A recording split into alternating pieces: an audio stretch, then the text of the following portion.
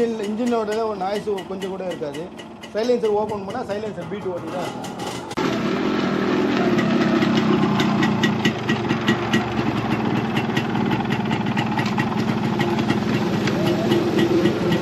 Labour நிக்கிலிங் work அப்புறமா painting touch-up work எல்லாம் சேர்த்து 33,000 ஒரு 2 நாளில் ரெடி ஆகிடும். ஓகே, இது வெறும் இன்ஜின் ஒர்க்காக மட்டும் வந்தது? இன்ஜின் ஆயில் லீக்கேஜுக்கு வண்டி வந்தது இது. ஓகே, மீதுபடி வேறு எந்த கம்ப்ளைண்ட்டும் இல்லை.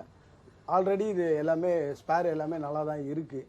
லைட்டாக ஆனால் பிஸ்டன் வரைக்கும் லைட்டாக சீஸ் ஆகிருக்கு. இது கூட மேட்ச் பண்ணி போட்டுக்கலாம், சவுண்டு வராத அளவுக்கு பண்ணித்தரேன்னு சொல்லிட்டேன் அவருக்கு. டேங்க் வந்து ஒரு 5 வருஷம் வருதுன்னா ஒரிஜினல் டேங்க் வந்து ஒரு 10 வருஷம் வரும். அவ்வளோதான் டிஃப்ரெண்ட். இப்போ எதனால் காட்டுறேன்னா, அவர் வந்து புது வண்டியாக இருக்கே ஃபால்ட் ஆகிடுச்சுன்னாரு. புது வண்டியாக இருந்தாலும் ஃபால்ட்டு வரதான் செய்யும். Hello friends, welcome to ARK Diaries. நான் உங்கள் ஆனந்த் ராமகிருஷ்ணன். குளத்தூரில் இருக்கக்கூடிய GS பைக் ஸ்பாட்ன்ற கேரேஜ் தான் வந்திருக்கும். ஒரு RX100 ஃபுல்லாகவே ரெஸ்டோர் பண்ணியிருக்காங்க. அதுவும் இல்லாமல் இந்த RX100 பார்த்தீங்கன்னா ஃபுல்லாக டிஸ்மேண்டில் பண்ணி நிறைய ஸ்பேர்ஸ் வந்து மிஸ் ஆகி வந்திருந்தது.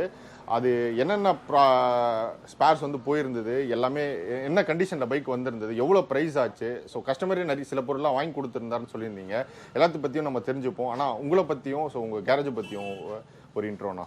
என்னோடய பேர் வந்து கந்தவேல். என் கடை நேம் வந்து GS பைக் ஸ்பாட்டு. ஆனால் நீங்கள் இந்த மெக்கானிக் டெக்னீஷியன் ஃபீல்டில் எத்தனை வருஷமான இருக்கீங்க? 16 வருஷமாக இருக்குது. அண்ணா, நீங்கள் 2 ஸ்ட்ரோக் மட்டும் தான் பண்ணுறீங்களா இல்லை எல்லா பிராண்ட்? 2 ஸ்ட்ரோக்கும் பண்ணுவேன், சூப்பர் பைக்கும் பண்ணுவேன், 1000 cc வரைக்கும் பண்ணுவேன். ஆனால் இப்போ இந்த பைக் பற்றி சொல்லிடுறீங்களா? இது எந்த நிலமையில் வந்துருந்தது? இந்த வண்டி பார்த்தீங்கன்னா இதில் வந்து எல்லாமே ஒரு ஷெட்டில் வந்து ஃபுல்லாக பிரித்து, ஒரு ஷெட்லேருந்து பிரிச்சுன்னு சொன்னாங்க. அது எப்படி பிரித்தாங்க, எல்லாம் அவங்களே பிரித்தாங்களா என்னென்னு பண்ணாங்கன்னு தெரியாது. ஆனால் வந்து வண்டி வந்து ஃபுல்லாக வந்து ஸ்பேர் எல்லாமே நிறைய ஸ்பேர் மிஸ்ஸிங் ஆகி நிறைய சாமான் எதுவுமே இல்லாமல் வண்டியை வந்து எடுத்துகிட்டு வந்தாங்க. வண்டியை எடுத்துகிட்டு வரல, ஒரு ஸ்க்ராப் சாமான் மாரி எடுத்துகிட்டு வந்தாங்க. இது ரெடி பண்ணி தரணுன்னாங்க ஃபுல்லாக எல்லாமே. சரி, ஓகே, நான் கஸ்டமர்கிட்ட சொன்னேன். நான் இது போல் இந்த சாமான்லாம் வாங்கணும்னு சொன்னபோது அவங்க என்ன பண்ணாங்க, பாதி சாமான் எல்லாமே வாங்கி கொடுத்தாங்க. அவங்க வாங்கி கொடுத்து சைலன்சர்லேருந்து எல்லாமே அவங்க வாங்கி கொடுத்தாங்க பாதி சாமான். மீதி வந்து நிக்கிலிங்கு எல்லாமே நம்ம போட்டது. நிக்கிலிங் பெயிண்டிங் ஒர்க்கு வந்து நம்ம எல்லாமே எங்கெங்கே கொஞ்சம் டேமேஜ் ஆகிருந்ததோ அதெல்லாம் கொஞ்சம் வேலை பார்த்து பெயிண்டிங்லாம் பண்ணோம். ஆனால் ஓவராலாக இதுக்கு எவ்வளோ பட்ஜெட் ஆச்சு? இது வந்து கஸ்டமர் வந்து பாதி சாமான் வாங்கி கொடுத்தனால அதை வந்து அவங்க வந்து ஒரு 13,000 ரூபாய் ஆச்சுன்னாங்க. இப்போ நம்மளது வந்து பார்த்தீங்கன்னா ஒரு 33,000 ரூபாய் ஆயிருக்கு. ஓகே, அதாவது லேபரு நிக்கிலிங் ஒர்க்கு அப்புறமா பெயிண்டிங் டச்சப் ஒர்க்கு எல்லாம் சேர்த்து 33,000 ஆயிருக்கு.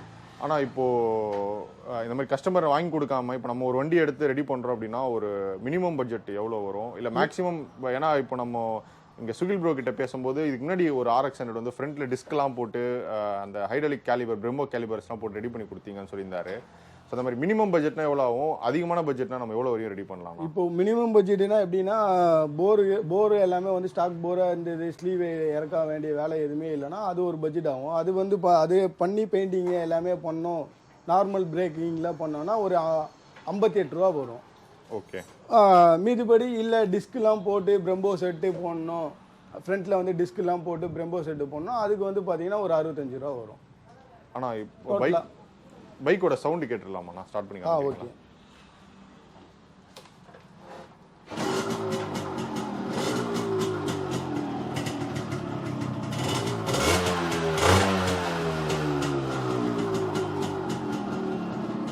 அதேமாதிரி இன்ஜினில் வந்து ஃபுல் சவுண்டு சைலன்சரை க்ளோஸ் பண்ணி காட்டுறேன். இன்ஜினோட ஒரு நாய்ஸ் கொஞ்சம் கூட இருக்காது. சைலன்சர் ஓப்பன் பண்ணால் சைலன்சர் பீட் ஓட்டி தான் இருக்கும். ஓகே, ஹார்னு இண்டிகேட்டரு எல்லாமே ஒர்க் பண்ணி.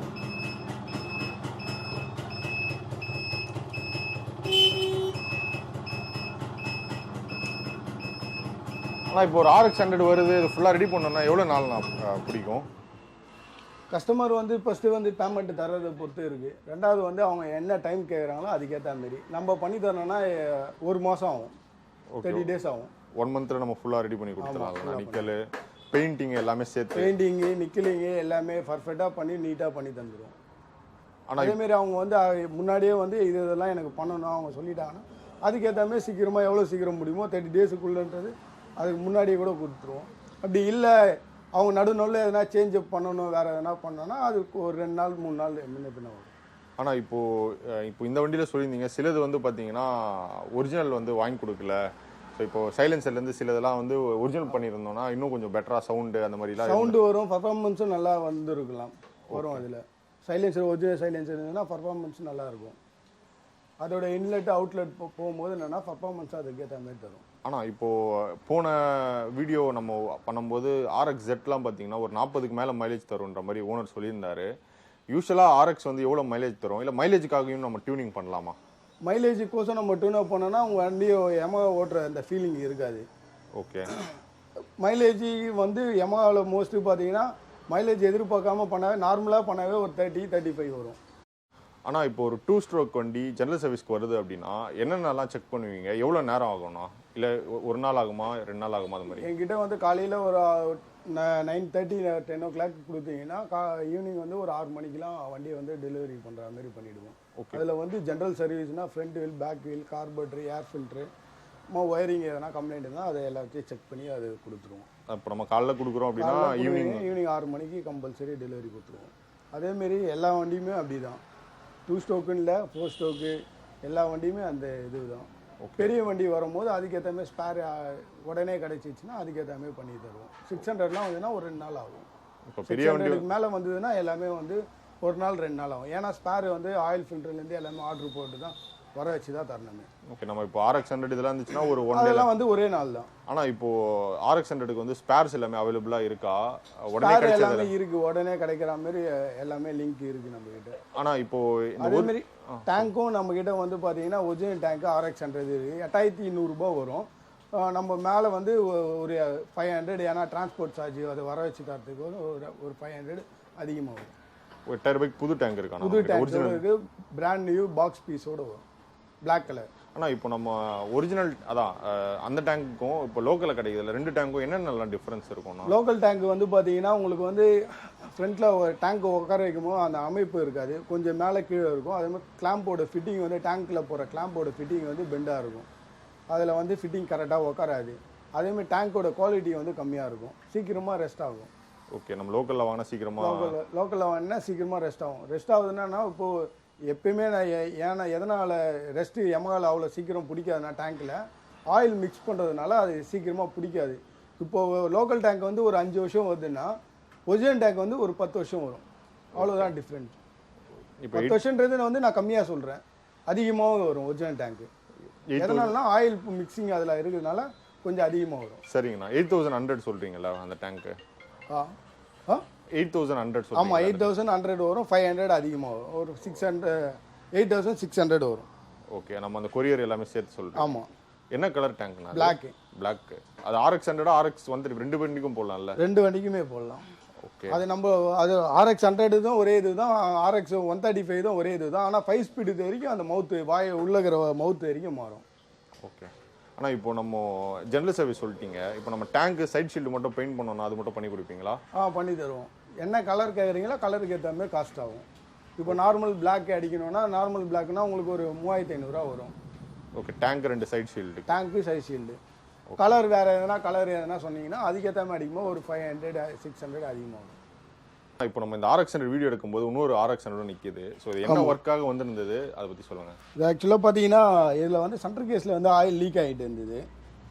அவருக்கு வந்து கஸ்டமருக்கு வந்து ஒரே பெரிய ப்ராப்ளமாகவே இருந்தது. ஆயில் எங்கன்னா வண்டி நிப்பாட்டும் போது லீக் ஆகிட்டே இருக்குதுன்னு சொல்லிட்டு சரின்னு சொல்லிட்டு எடுத்துகிட்டு வாங்கன்னேன். அதுக்கப்புறமா பார்த்தா சென்டர் கேஸில் வந்து லைட்டாக ஒரு பஞ்ச் ஆகியிருந்தது. அது ஏற்கனவே வெல்டிங் அடிச்சிருக்கிறாங்க போது அந்த இடம் ஏர் பபிள் ஆகி ஃபால்ட் ஆகியிருந்தது.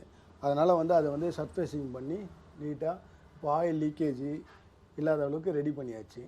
இப்போது கொஞ்சம் பேமெண்ட் விஷயம்னால அப்படியே நிற்கிது, ரெடி ஆகிடும். இன்னும் ஒரு 2 நாளில் ரெடி ஆகிடும். ஓகே. இது வெறும் இன்ஜின் ஒர்க்காக மட்டும் வந்தது? இன்ஜின் ஆயில் லீக்கேஜுக்கு வண்டி வந்தது இது. ஓகே.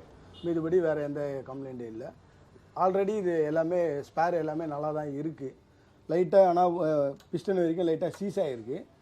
இது கூட மேட்ச் பண்ணி போட்டுக்கலாம், சவுண்டு வராத அளவுக்கு பண்ணி தரேன்னு சொல்லிட்டேன் அவர்கிட்ட, கஸ்டமர்கிட்ட. சரிங்கண்ணா. ஆனால் இது RX-100 வண்டி. ஆனால் இப்போ உங்ககிட்ட வீடியோ எடுக்கும்போது மேலே பார்த்தீங்கன்னா சாம்பர் எக்ஸாஸ்ட்லாம் இருக்குது. ஆமாம். ஸோ அதே மாதிரி உங்கள் கடைக்கு வரும்போது இந்த ஃபோட்டோவும் பார்த்துருந்தேன் உங்கள் சின்ன வயசில்.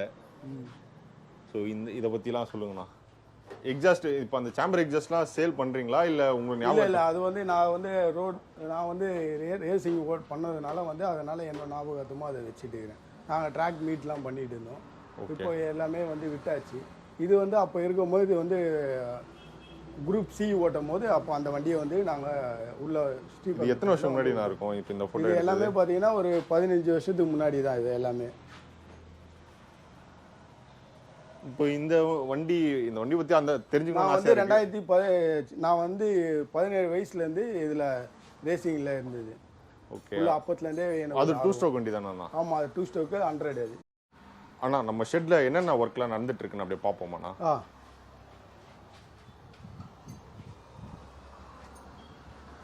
இப்போ பார்த்தீங்கன்னா இந்த கேடிஎம் வந்து ஒயரிங் ஒர்க் இருக்குது. டியூக்கு 200. ஓகே. இதில் வந்து ஒயரிங்லாம் ஃபுல்லாக கட் ஆகிருக்கு. ஒயரிங்லாம் ஃபுல்லாக மக்கி போயிட்டு கட் ஆகிருக்கு. இந்த ஒர்க்குக்கு வந்திருக்கு இப்போ இந்த வண்டி வந்து பார்த்தீங்கன்னா காயிலெலாம் ஃபால்ட், இது எலக்ட்ரானிக் ஃபால்ட்டு. அதனால் இப்போ இந்த வண்டி வந்திருக்கு. இப்போ இந்த வண்டி முடிய போகுது. இந்த டியோ வந்து பார்த்தீங்கன்னா ஃப்ரண்ட்டில் ஆக்சிடென்ட் ஆகி வந்தது. ஃப்ரண்ட்டு மட்கார்டு, ஃப்ரண்ட்டு மாஸ்க் எல்லாமே மாட்டுது. இப்போ சர்வீஸ் அதுவும் ரெடி ஆகிட்டு இருக்கு. பாதி வேலை ஆல்மோஸ்ட் வேலை முடிஞ்சிச்சு. ஃப்ரண்ட்டு மாஸ்க் இருக்க மாட்டுது.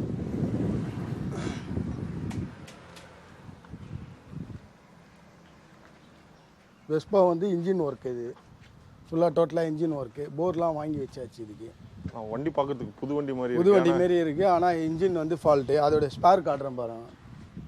போர் எங்கப்பா?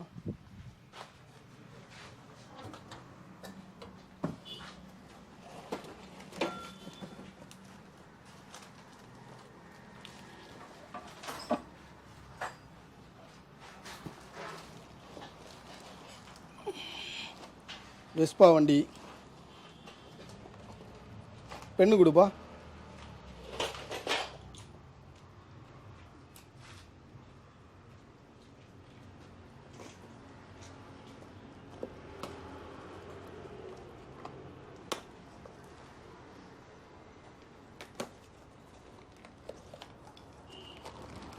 வெஸ்பாவோட ஒரிஜினல் போரு.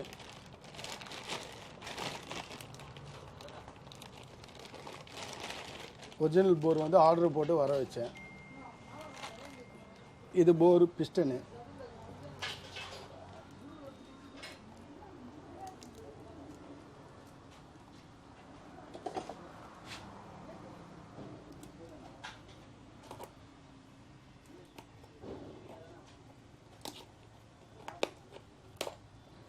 இப்போ எதனால் காட்டுறேன்னா, அவர் வந்து புது வண்டியாக இருக்கே ஃபால்ட் ஆகிடுச்சுன்னாரு.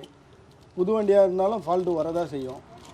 அதனால தான் இது வந்து இப்போ இது ஆயில் இல்லாமல் ஓட்டிருப்பாரானா இல்லை? இது வந்து இன்ஜின் ஆயிலெலாம் மெயின்டைன் பண்ணுறாங்க. ஆயிலில் வர பம்பில் ஃபால்ட் ஆகிட்டு இருந்தது. அதனால் வந்து ஓகே. இப்போ இது எவ்வளோ இன்ஜின் ஒர்க்கு இப்போ இது எவ்வளோ செலவாகும் பட்ஜெட்? இதுக்கு வந்து பட்ஜெட் வந்து பார்த்தீங்கன்னா உங்களுக்கு டோட்டலாக வந்து ஒரு 13 ரூபா வரும். ஸ்பேரு போர் எல்லாமே சேர்த்து 13லேருந்து ஒரு 15க்குள்ளே வரும். வெஸ்பாது. ஆனால் இப்போ நம்ம ஆர்எக்ஸ்க்கு ஸ்பேர்ஸ் வந்து கஸ்டமர் சிலது வாங்கிட்டு வந்தார்ல. ஆமாம். இப்போ கஸ்டமரால் முடியலன்னா நம்மளே கூட வாங்கி பண்ணிக்கலாம்ல. பண்ணலாம். நம்மளே கூட அது வந்து எதனாலனா அவர் வாங்கிட்டு வந்து தரேன்னு சொன்னார். அவரோட சாட்டிஸ்ஃபேக்ஷனுக்கோசம் நாங்கள் வாங்கிட்டு வந்தாங்கன்னு சொன்னோம். வேற ஒன்றும் இல்லை. இதில் வந்து ஒன்றுமே இல்லையே.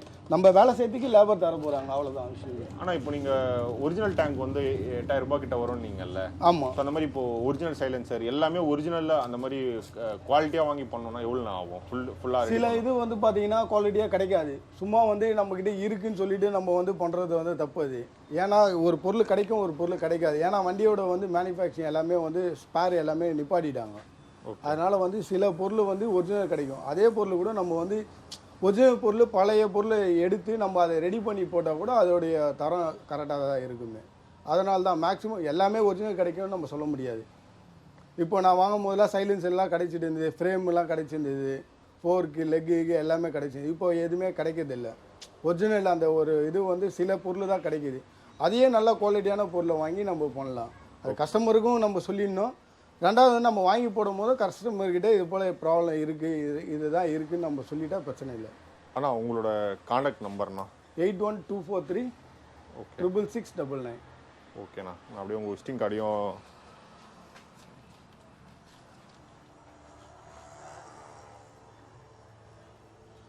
தேங்க்ஸ் நான் வீடியோ கொடுத்ததுக்கு. ஓகே. அண்ட் இதே மாதிரி இன்ஃபர்மேட்டிவான இன்னொரு பைக் ரிலேட்டட் கண்டென்ட்டில் மீட் பண்ணுறேன். ஸோ அண்ணனோட ஜிஎஸ் பைக் ஸ்பாட் அவர் கேரேஜோட map location, phone number, address எல்லா டீட்டெயிலும் இந்த வீடியோ டிஸ்கிரிப்ஷனில் இருக்கும். அண்ட் புதுசாக வந்திருக்கீங்கன்னா சேனல் சப்ஸ்கிரைப் பண்ணி சப்போர்ட் பண்ணுங்கள். இதே மாதிரி இன்னொரு இன்ஃபர்மேட்டிவ் வீடியோவில் மீட் பண்ணுறேன். Then bye from ARK.